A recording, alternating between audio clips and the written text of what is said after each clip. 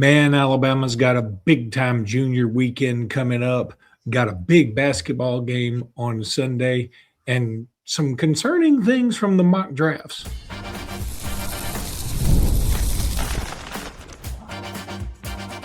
You are Locked On Bama, your daily podcast on the Alabama Crimson Tide, part of the Locked On Podcast Network, your team every day. Hey, everybody, and welcome back into Locked On Bama, AHSA Radio Network's Luke Robinson. That's me. Alabama internet legend Jimmy Stein. That's him. This episode is brought to you by FanDuel. We'll talk about FanDuel in just a little bit. Want to thank you every day for being every day because you know what? You made Locked On the #1 sports podcast network there is. Appreciate you guys so very much. A lot to talk about today. I'm going to tell you why maybe we are figuring out why the SEC didn't do so hot this year when it comes to the NFL mock draft. There's something that points that out. Also want to talk about Jimmy's roster ranking countdown, including one guy who's coming back for his seventh year. And but we're going to start with the big recruiting weekend this weekend, Junior Day. Of course, Elijah Haven will be there. But there's some other names, really big names, that Alabama's going to have there, and could be a big deal. It's not going to shock me if we get some commitments out of this, Jimmy. It could. I mean, I think that's possible. I mean, the thing that makes it possible is so many of the kids there are at the top of the priority list. So they're guys Alabama wants. It's not a situation where it's like, oh, well, we're ready to fall back on plan B here. There's none of that going on. And this is so much of the A list. I can't remember, Luke, us having a junior day that's this star-studded. I can't remember. I mean, I'm sure it's happened. Now, junior days have changed over the years. Everything changes because the calendar's changed. And I mean, with the dead period starting at midnight on Saturday, so much has changed. But I don't remember a single junior day where, look, Alabama's got maybe, and all this stuff is arguable. It's too early to argue about rankings. Way too early to talk about 2027 rankings. 2026 rankings just got finalized. It's too early to talk about 2027. But that said, coming in to visit, you have arguably the top quarterback in America. Coming in to visit, you have arguably the top wide receiver in America in Monsoon Sales. You have a 5-star tackle that's among the best tackles in the country, maybe even #1 in Caden Moss. You have the #1 prospect in the country, regardless of position, in John Meredith, who's coming in the corner from Texas. And I'm not even doing it justice. Multiple other top 100 kids will be present, in addition to, like I said, these super headlining 5-stars. Nigel Newkirk, he might be the top of our running back list. He plays at Gainesville in Georgia, along with Jamari Matthews and Xavier Griffin. Unbelievable star power for a junior day. So surely Alabama would like to get a commitment or two from that group because it's such star-studded. In terms of whether it'll happen or not, don't know. Andrew Bone made up a great point. He said of the guys that came in for junior day last year, Alabama ended up with 7 of them eventually. You get 7 of this group, just a random 7. It's going to be really good news. Yes, it will be very good news. I caught myself right before you said I'm muted. But it will be a really good. John Meredith is the one to me that stands out. I mean, Elijah Haven is awesome and would love to have him. What is interesting is, okay, so you could get you got Keelan Russell, who's a 5-star #1 player in the country from a couple years ago. Then you have Jet Tamala, who's a newly minted 5-star. Then you could get Elijah Haven. That's back 5 stars. I mean, kind of hard to imagine that they'd all be around, but I still love it. I think that's what you got to do. By the way, just not necessarily off topic, but a guy yesterday, I was at Lifetime pretending to work out, and a friend of mine that I know saw me and said, "Hey, I feel like your money's got to be allocated to roster retention, transfer portal, and new recruits, high school recruits. And he said, of that, I feel like high school recruits is now the least important, and that's where we're best. And I said, I don't really know that that's true. You could be the portal king in Lane Kiffin, and they got an incredible portal haul. But I also told him this. I said, if there are LSU fans listening, bookmark this or whatever you do to it. I think LSU could crash and burn next year, because I think there's something to be said for chemistry. There is something to be said for cohesion, and I'm not sure LSU is going to have that next year. I mean, I think it's one thing when you're doing it at Ole Miss, and your schedule was pretty light. Let's be honest. Ole Miss's schedule was pretty light last year. I mean, the biggest game they played was Georgia, and they lost. Now they ended up beating them the second time, but that wasn't even Lane Kiffin coaching them. I mean, they had sort of a newfound sense of togetherness. I think the cohesion was created because Lane Kiffin left them. You know what I mean? So LSU is going to have a much tougher schedule. They got Texas on the schedule. They've got Clemson on the schedule. Obviously, Bama on the schedule. They go to Ole Miss very early. They got a tough road to hoe. So I think LSU might not impress as much as a lot of people think they will, even though their portal haul is incredible.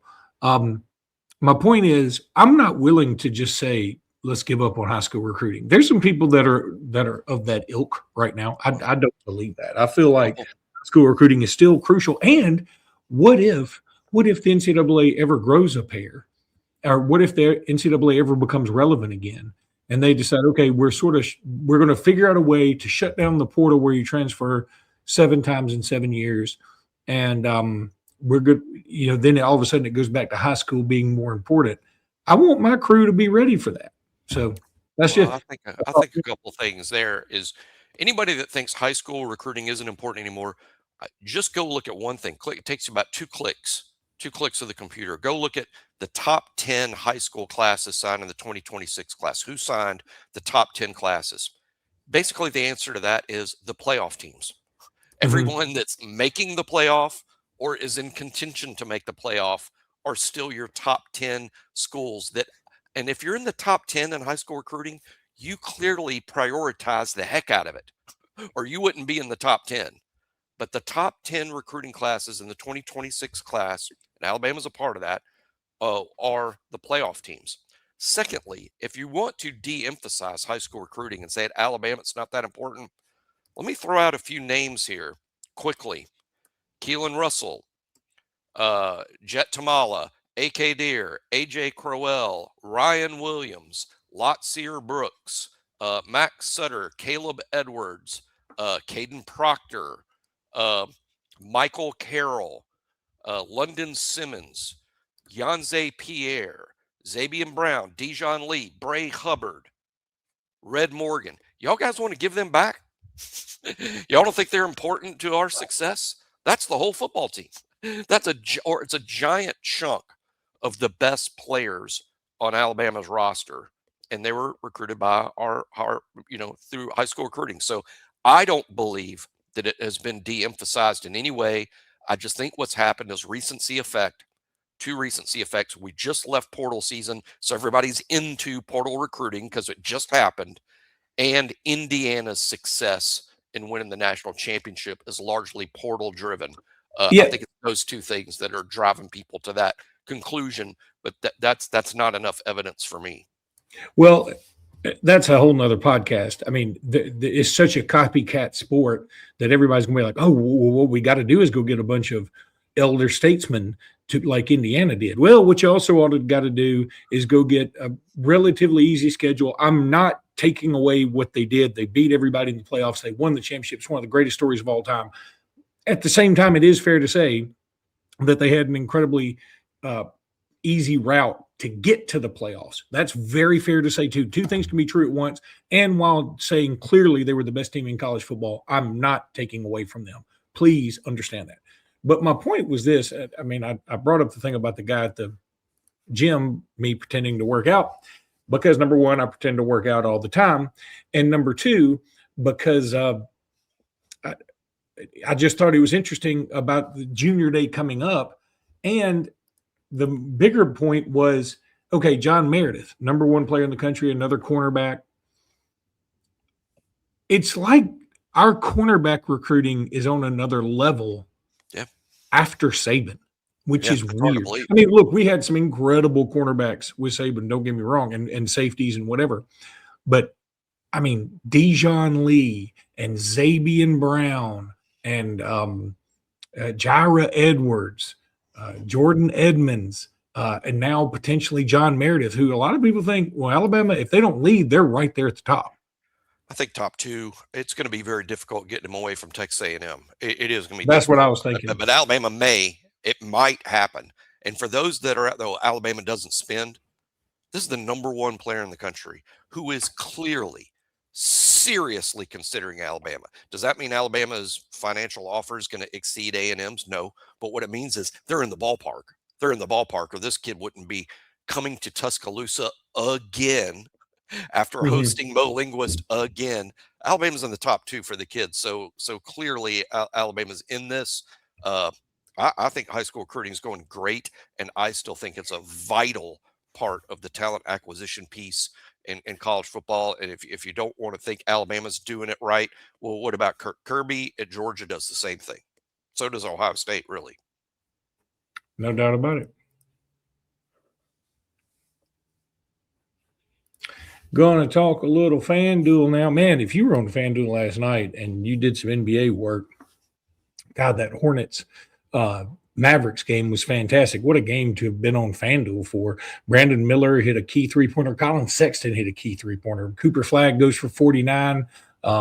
Con Knipple goes for like 35. What a game. I think it was 123, 121 or something like that was the final. Just an incredible game. But it's the last call for football on FanDuel. One final Sunday, one last kickoff, the final chance to get in on the action before the NFL season officially comes to a close. This is Super Bowl 60. And FanDuel is making sure you're right in the middle of it with a special offer just in time for the biggest game of the year. Whether you're backing the favorite, riding with the underdog, or building one last same-game parlay, this is the game everybody's been waiting for. This is where predictions turn into plays, stats turn into storylines, and every snap feels bigger. It's the perfect way to cap off the season and make the Super Bowl even more exciting from kickoff to the final whistle. If you're a new customer, just bet $5 and get $200 in bonus bets if you win. Make it count, because after the Super Bowl, the season is over, if you didn't know that. Last call for football on FanDuel, an official sportsbook partner of Super Bowl 60. Visit FanDuel.com to get started. Tell them Jimmy Stein sent you with a guarantee in hand. Roster countdown rolls on now, Jimmy. What you got for us today? We are, I believe, 38 days out from 38 days out from the start of spring practice. Can y'all believe that? Just 38 days. Still a couple days behind in the roster rankings. We're at 41 and 40. 41, Chuck McDonald, redshirted last year. Let me tell you, I've heard some things. Chuck's good. Chuck's good. Don't think, well, he didn't play last year. How good could he be? The answer is pretty good. I think Chuck McDonald is going to make a serious run at cornerback number 3, the CB3 role. Might not win it, but I think he's a serious contender to be cornerback 3, which means he's going to play quite a bit this fall if it happens. You know, we have him back here at 41. Not convinced it's going to happen. Of course, we haven't seen too much of him because he redshirted, didn't play a lot in the games. But I'm very high on Chuck McDonald's future. Keep in mind, Zabian Brown is a junior this upcoming fall. This is very likely his last season in Alabama, because I think Zabian Brown's going to be a very high-value NFL draft pick. So Chuck McDonald needs to put himself in a position to where he's playing a lot of snaps this year to where he could potentially replace Zabian in 2027. But there's every reason to believe in Chuck McDonald this year and going forward. Very excited to have him. Number 40, Jamari Latham. Luke alluded to earlier in the show, an even bigger story, because just this week, Jamari Latham, reported by Tuscaloosa News, my buddies Chase Goodbread over there at the T News, reported that Jamarian has been awarded his 7th season. This is a good story for Alabama. This is a good deal. Jamarian is probably Wolf 3 behind Yanze Pierre and Justin Hill, which means you probably won't see a ton of him, but you will see some of him. He might even be a better run defender at times than Yanze and Justin. So there could be a role for him to where we see him in significant moments. Having a player with his maturity and experience on the roster is massive. He's great in the locker room. Alabama didn't have to take him back. They wanted him back. That should tell us all how important it is to the staff that they wanted him back. For year 7, he's got some positional versatility. He could play Wolf. He could play Bandit. He's probably going to stick at Wolf. That's what he was doing last year when he got hurt. Again, I see him as Wolf 3 behind Yanze Pierre and Justin Hill. And just, boy, think of all the injuries Alabama suffered last year. How big is it to have him as a depth piece, when the injuries pop up and you know what's going to. So very excited to have Jamari Latham back. And I see him as being critical depth for Alabama this fall. It's also fair to say, and I'm glad he's back and I'm glad he's on our team and all this stuff. A 7th year is ridiculous. So when people lose their minds about Charles Bediako, please understand that the 7th years are ridiculous. 8th years, even more ridiculous, like the guy from Miami got. So I get so tired of people losing their minds about Charles Bediako, and there's still people doing that. Yep. Let it go. It's going to work itself out. But Chuck McDonald is a guy I left off when talking about Alabama's incredible success recruiting defensive backs too. Yeah. He certainly should be in there because he's very important. I'm like you. I've heard very good things about him. That said, how often do you ever hear something negative about somebody like that hadn't shown himself? People always say if the most negative thing I ever hear about somebody is yesterday. He's coming along. Oh, you did hear something? Yeah, I mean, just funny that you said. Yes. All right. Well, don't tell us who it is, but what'd you hear? Of course not. Of course not. Sort of like one player that's thought to be, a future starter. There's still significant questions about whether he will develop into that.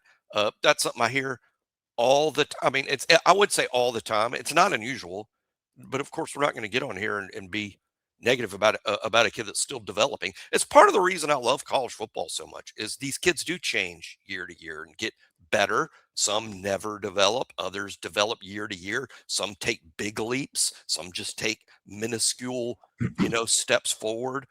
They all have to develop. Look, no high school football player is a college football star. They have to develop into that. And that's why I like football at this age, because that's what you're watching unfold right in front of your eyes. So anyway, but yeah, you just happen to say, and I'm like, well, I mean, I don't hear a lot of negative things often, but yeah, yesterday, and nothing headline making or anything like that. It's just, hey, I don't know that you ought to pencil that guy into the starting lineup is basically what I heard. Offense or defense? One of those two. Special teams? I don't think so. Okay. All right. Well, love the way the countdown is rolling on. Now that usually when you get in the countdown, like it is this early in it, I know we're sort of in the mid-range numbers. I'm ready to get to somebody else. These names that you're throwing out there make me have more hope. Yeah, exactly. If you got Jamari Latham down there that low, I'm cool. This is a part of the countdown where it's actually very optimistic that you've got Chuck McDonald as a 41st best player on the team. Jamari Latham, who's been playing. Jamari Latham was part of our 2020 national championship team. He's still around. How about that? How about this number? This isn't on the itinerary, and I just thought of this, that these numbers are going to be slightly off, Luke, slightly off, because I'm going to sit down with pen and paper and do it today because it's interesting. Alabama signed 24 high school players. There's 17 guys in the portal Alabama signed that will be scholarship players. So 24 plus 17, I'm terrible with this, but I think that's 41. I think Alabama brought back 43 guys from last year's team. One half of the team is brand new. That's crazy. We brought back just 43 scholarship players from last year's team, and we're bringing in 41. That's pretty stunning, isn't it? Yeah. I just don't like that. I mean, ended up being a large signing class because of those last couple of high school receivers that they added to the 20. So you got 24 of them, 17 in the portal. So 24 plus 17, 41 new guys. And I'm not counting the incoming preferred walk-on guys, some of whom are going to play significant roles on special teams. So 41 new guys, and I think just 43 back from last year. I just want college football back and college basketball. I just want them back. Well, it's a young team. I think we're at 8 or 9 seniors now. Jamari Latham's adding another senior, right? So there's 8 or 9 seniors on the entire team. 41 new faces. That's a pretty young football team. Now, ironically, some of the new faces are seniors, like Caleb Woodson. He's a new face and a senior, but that's an exception, to the rule. But yeah, overall, pretty young football team. Okay, then. I'm going to break some bad news to you guys. The hot Mazda lady is not on today. I mean, that's by design. You get pretty average looking Luke. Well, you're going to do the Mazda read, aren't you? Yeah, but it's different. And I don't know. I'm not saying you're a hot lady. I'm not saying that. Could be. I'm just saying. People used to. I mean, girls in high school. There's a fan of yours somewhere out there. I'm relatively hairless, and so girls in high school, you say, "Man, you got the perfect girl legs." Because I do have somewhat chicken legs with like well-defined calves. For a man, they're not. For a woman, I'm smoking. You should do the read showing your calves. This is Mazda's moving the game forward unbelievably. For those who show there's more to the score than what's on the screen. Charles Bediako reminds us what it's like to raise the bar. He's trying new things. He's trying to get back in it, and he's playing great. It's that extra work off the court and in the G League that has helped him dial it in for every detail, giving it that extra fire, that grit. I never quit. We put that same passion in the Uri model. Highlights make the reel. What it took to get there makes it count. There's more to a Mazda because there's more to you. I believe in you. Jimmy doesn't. That's my new thing. I'm sort of like it. Well, we've gone the opposite of the Jimmy Stein guarantee. We went. Well, that's how these powered paradigms work, right? I go one pendulum swinging way too far. Jimmy, I was looking. I love you're like me. You like mock drafts. I love mock drafts. I watch First Draft every week. Mel Kiper and Phil Yates show. Watched it every week. Started in September this year. I've watched it every week. I don't think I've missed one. I prefer mock drafts to actual drafts, I think. I don't know why. But so I was checking it. I was like, the SEC has like this streak of most players drafted X amount of years and all these other things that they do so well. Interesting this year, the first round pick, and I mean, stick with me. I know this may sound boring listening, but I don't want it to. First round is I'm not going to give all the names just because, but the first pick is Indiana, second Ohio State. This is a mock draft now. Third is Utah, fourth Ohio State, 5 Miami, 6 Utah, 7 Ohio State, 8 Texas Tech, 9 Notre Dame, 10 Ohio State, 11 Oregon, 12 Ohio State. Finally, at number 13, Jermod McCoy from Tennessee, who didn't even play this year.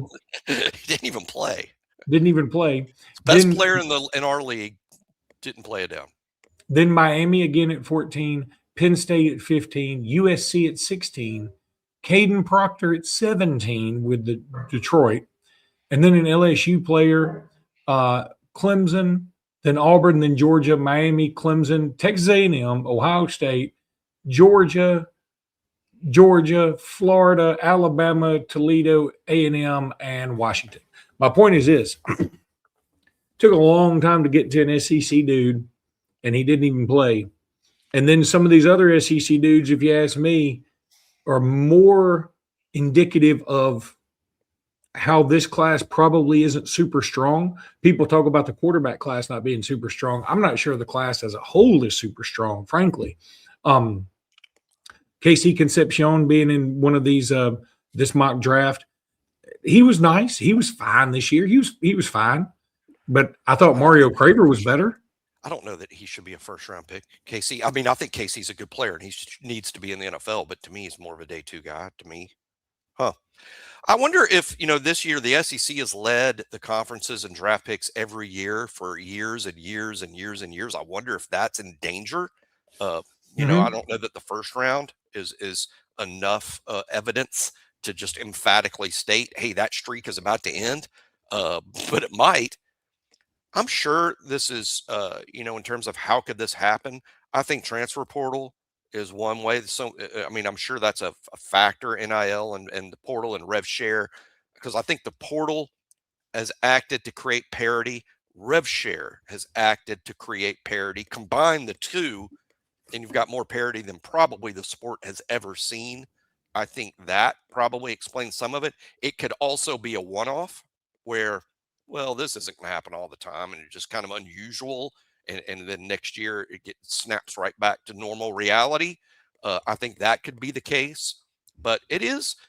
Hey, Alabama's had multiple players taken in the first round. It seems every year going back more than a decade, and you wonder if that's about to end with maybe Caden Proctor being the only Alabama player taken in round one. And let me tell you, even though Caden shows up in every mock, I don't think it's crazy to say Caden might not go in round one. I don't think that's crazy. Now, I believe it will happen, and I project it will happen. I think Ty Simpson's going to go in round one, but I'm not going to be shocked. Well, they had Ty going in round 1 too to the Rams. This particular one to the Rams. Now, here's another mock that's draft. My projection as of today, by the way, is Ty to the Rams. Although you see a lot of Ty to the Jets, and you see a lot of Ty not in the first round. I've seen them all because I do, like you said, I soak up all the mocks. Well, here's another mock draft that has Keldrick Falk going the first SEC player to the Bengals, and then Jamar McCoy again is the second SEC guy, and Ty Simpson going to the Jets at 16. Again, and then they got South Carolina, Brandon, is it Cisse? The corner. Yeah. And then they have Proctor. They have Cassius Howell, who everybody has in the first round. Caleb Banks, everybody in the first round. They've got Concepcion in the first round, and Delane from LSU. So there's still a bunch of SEC guys, but they're on the back half of this thing. And when you look at it from a Big Ten perspective, a lot of Big Ten, few Big 12, few Utahs, few Texas Techs. I'm just saying, like, we're SEC homers. You and I look, when Alabama's playing an SEC team, of course I'm for Alabama, but outside of Auburn, and I mean this sincerely, outside of Auburn, if an SEC team is playing another team, I'm usually for the SEC team. It's very rare I will pull for the other team over an SEC squad. Again, unless it's Auburn. That's just how I'm built. Some people are like that with Tennessee or whatever, or LSU even. I'm fine with those teams being good because I think it ultimately helps us. But maybe it's time to admit the SEC's era of dominance is done. It seems like probably people out there going, duh, 3 straight different Big Ten teams have won the title. But it's fair to say a lot of this evidence is staring us right in the face. Yeah, it's fair to say the SEC's taking a step back. There's no doubt. And again, I think it's the result of transfer portal creating parity, rev share creating parity, the two of them together. Now you're talking a lot of parity. But here's a failure on Alabama's part. Who's been the best player at the Senior Bowl this week? Because I keep up with the Senior. Well, I say like it's a consensus opinion, but one of the guys who is on everyone's list as really helping themselves this week and probably cementing a spot in the first round, Lee Hunter. Yeah. Lee Hunter. They said he's just killing folks. From Mobile, really unoffered by Alabama. Unoffered. If he's got an Alabama offer, it wasn't serious. Unoffered by Alabama. Signed with Auburn out of Blunt. Was only at Auburn for a year and left. I don't know the circumstances. And wasn't great his first year. Then he goes to UCF. I think he redshirted at Auburn in the 1 year he was there. He didn't do much in his first year, and then left. Went to Central Florida and developed into a really good player over time at Central Florida. As with a lot of linemen, took a hot minute, then developed into a big thing. Went in the transfer portal, and then was a very pricey player in the portal. that Texas Tech with their pockets went and got, and he was a huge part of their success.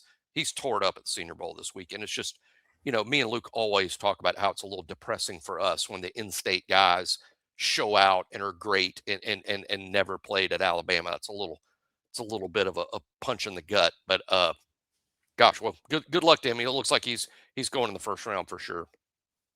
All right, that's going to do it for today's pod. We'll be back soon with more. Until then, roll tide, everybody. Roll Tide.